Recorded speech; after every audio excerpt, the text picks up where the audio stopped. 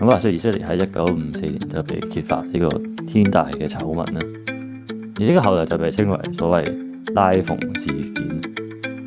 咁拉馮就係當時以色列嘅國防部長嚟，而以色列當時係做啲咩？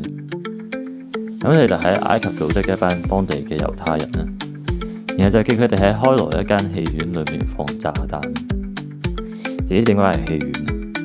因為當時嘅戲院主要就係西方人出沒嘅地方嚟，咁所以佢哋本來就係打算喺發動襲擊之後，將責任推俾埃及嘅恐怖分子，因為咁樣就可以引發西方支持以色列打擊埃及咯。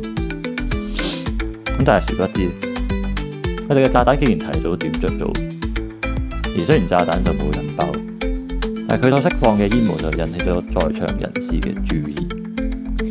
於是其中一個以色列嘅特務就喺開羅被逮捕，而佢最後就係喺獄中自殺而死。即係如果換轉係一個正常嘅國家，咁你就一定會覺得非常羞恥，係咪先？咁但係好明顯，以色列就唔係正常國家嚟。咁所以以色列政府後來就喺2005年頒發獎狀俾嗰啲當年參與拉馮事件嘅特務。不過由於以色列喺各方面嘅影響，所以呢一段歷史都唔係太多人知道。